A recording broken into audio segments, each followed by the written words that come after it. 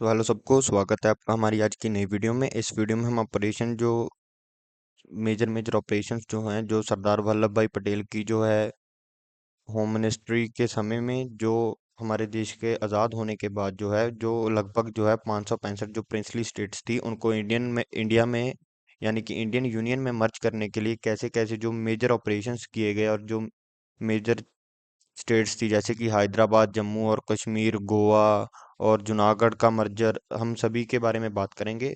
So video को इसलिए last तक देखना। तो चलिए हम शुरू करते हैं। देखिए, जब हमारा देश जो है 1947 में, जब हमारा मुल्क जो है वो आज़ाद हुआ, तो उस समय जो है इंडिया में टोटल 565 जो है प्रिंसली स्टेट्स थी, जो जिनके रूलर्स के पास जो है अपना अधिकार था कि वो इंडिपेंडेंट रह सकते थे।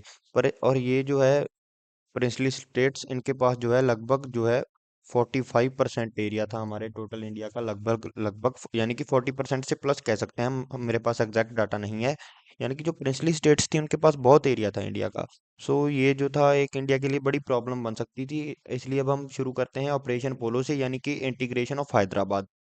हैदराबाद को जो है इंडिया में मिक्स करने के लिए जो है ऑपरेशन पोलो चलाया गया था, जिसके बारे में अब हम यहाँ पे बात करेंगे। जो उस समय हैदराबाद है, जिसमें मैंने निज़ाम वाली वीडियो में भी इसके बारे में, ऑपरेशन पोलो के बारे में ब्रीफ में बात की थी। अगर आपने निज़ाम वाली वीडियो नहीं देखी, जिसमें मैंने सभी के सभी इंडिया के नवाबों के बारे में बताया, आप उसको भी देखिए जाके। ये जो इंटीग्रेशन ऑफ हैदराबाद है, उस समय जो है हैदराबाद के रूलर थे निज़ाम मीर ओस्मान अली खान। और ये जो थे हैदराबाद के हेड थे, यानी कि ये प्रिंसली स्टेट जो थी हैदराबाद उसके हेड थे। और ये चाहते थे, यानी कि ये जो थे निज़ाम मीर ओस्मान अली खान, ये उस समय जो है वर्ल्ड के वन ऑफ द रिचेस्ट लोगों में से एक थे। और ये जो थे ये चाहते थे कि मैं हैदराबाद को जो है, मेरे पास बहुत पैसा है, मैं हैदराबाद को जो है इंडिपेंडेंट रखूंगा, इसको खुद रूल करूंगा, और जो है यहाँ पे एक जो है टूरिज्म इंडस्ट्री बना दूंगा, सारी दुनिया से लोग यहाँ पर घूमने आएंगे। और पर जो सरदार वल्लभ भाई पटेल थे, उनका मानना ये था कि आज़ाद हिंदुस्तान में जो हैदराबाद है, वो जो है एक तरह जो हिंदुस्तान के दिल में जो है वो एक तरह कैंसर का काम करेगा, क्योंकि ये एक तो हिंदुस्तान के बीचों बीच में है। इसलिए इसका इंडिपेंडेंट रहना इंडिया के लिए बहुत ज़्यादा खतरनाक था। तो सरदार वल्लभ भाई पटेल ने पहले तो डिप्लोमेटिक चीज़ें इनके साथ करने की कोशिश की, पर ये नहीं माने।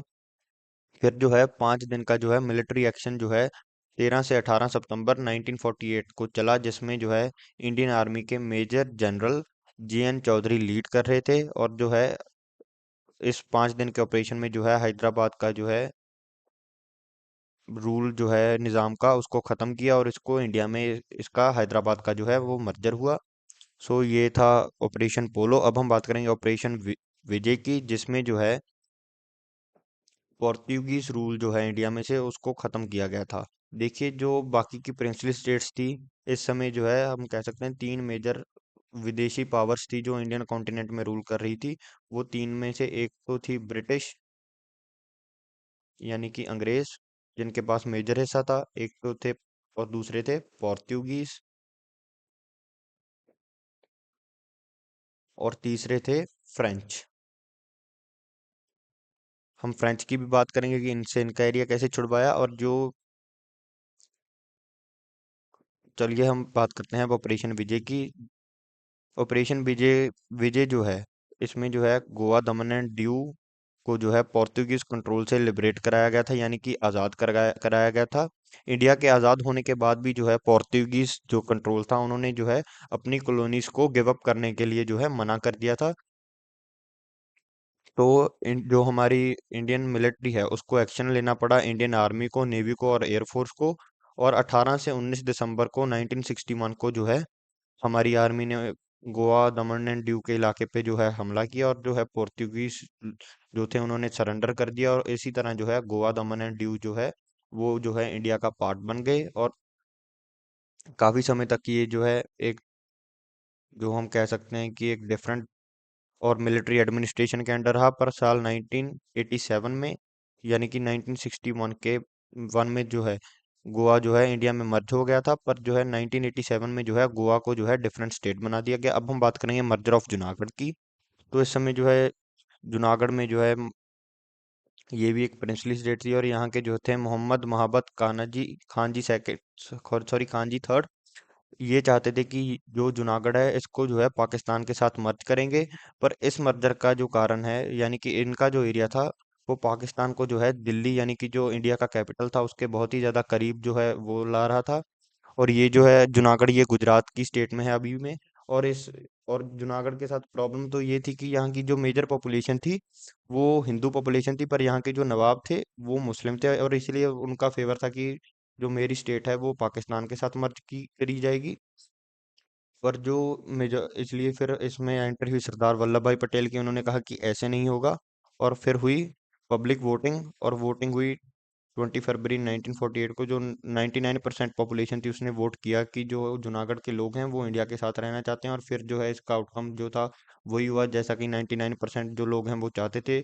और जो जूनागढ़ है वो इंडिया का हिस्सा बन गया, और अब ये जो है ये गुजरात में है। अब हम बात करेंगे integration of Manipur and Tripura 1949। इसमें जो है ये जो प्रिंसली स्टेट थी मणिपुर और त्रिपुरा, इन दोनों के जो है डिफरेंट रूलर्स थे। और इनको जो है पॉलिटिकल नेगोशिएशंस और एग्रीमेंट के तहत ही मना लिया गया था। और जो मणिपुर के रूलर थे वो थे बोधा चंद्रा सिंह, और महारानी कंचना प्रभा देवी जो है वो त्रिपुरा की जो है वो रूलर थी। और ये जो है 1949 में इनके साथ एक एग्रीमेंट किया गया जिसके तहत ये जो है इंडियन यूनियन के हिस्सा बने। और ये दोनों स्टेट्स जो हैं ये फुल फ्लेज स्टेट्स बनी, यानी कि ये मणिपुर और त्रिपुरा ये खुद अलग अलग स्टेट्स बनी। अगर हम बात करें accession of Jammu and Kashmir की, ये भी बहुत इंपॉर्टेंट है। सो जम्मू एंड कश्मीर जो है ये भी जो है एक प्रिंसली स्टेट थी, और इसके जो राजा थे वो थे राजा हरी सिंह। और ये जो थे ये चाहते थे कि कश्मीर इंडिपेंडेंट रहे, क्योंकि एक तो ये खूबसूरत बहुत था, और इनके पास जो है पैसा भी अच्छा खासा था। और ये नहीं चाहते थे कि मैं अपनी स्टेट जो है ये ना तो इंडिया का हिस्सा बनेगी और ना ही पाकिस्तान का।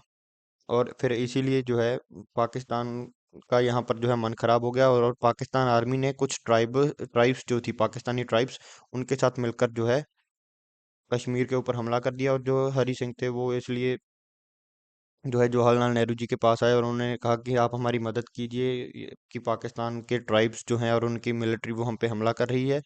पर इसलिए फिर जवाहरलाल नेहरू जी ने इनसे कहा कि आप इंस्ट्रूमेंट ऑफ असेशन को साइन करिए, वरना हम जो हैं हम आपकी कोई मदद नहीं कर सकते, क्योंकि कश्मीर जो है वो हमारा हिस्सा नहीं है।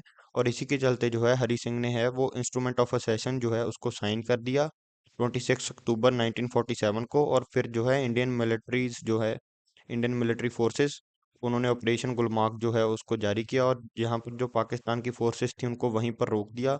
और वहां पर जो है एलओसी जो है आज तक फिक्स खड़ी है। और वैसे तो यूएन ने सलाह भी दी थी कि यहाँ पर वोटिंग होनी चाहिए कि पता चले कि जो मेजोरिटी पॉपुलेशन है वो इंडिया के साथ रहना चाहती है या पाकिस्तान के साथ। पर जो है कोई वोटिंग नहीं हुई, इसलिए अब तक जो है वो मुद्दा लटक रहा है, और इसका भुगतान जो है दोनों देश कर रहे हैं वॉर से, यानी कि दोनों तरफ जो है सिपाही मारे जाते हैं और टेररिज्म है। अब तो जो है हालात काफी ठीक हैं, पर बहुत खून जो है यहाँ पर पहले फैल चुका है। अब हम बात करेंगे फ्रेंच सेटलमेंट्स की। इनको भी जो है एग्रीमेंट के तहत ही जो है ठीक कर लिया गया था। और फ्रेंच सेटलमेंट्स में जो है एरियाज आते हैं वो होते हैं पुडुचेरी, कराईकल, माहे और यनम। इसमें जो है फ्रेंच कंट्रोल टेरिटरीज जो है वो डिप्लोमेटिक नेगोशिएशंस के साथ ही जो है पीसफुल मर्जर जो है वो 1954 में साइन कर दिया गया था। पर जो फॉर्मल ट्रांसफर है वो 1962 में हुआ था, 8 साल बाद। और इसी तरह जो है पुडुचेरी और उसके सराउंडिंग्स जो है वो यूनियन टेरिटरी ऑफ इंडिया का हिस्सा बन गए। और ये सब का जो ये 6 के 6 चीजें और मैं आपको बता चुका हूँ, इनका क्रेडिट जाता है सरदार वल्लभ भाई पटेल को, जिनके कारण जो है ये इंपॉर्टेंट हिस्से हमारे देश में आए और हमारे देश का जो हिस्सा बने। So that's for today. Thank you.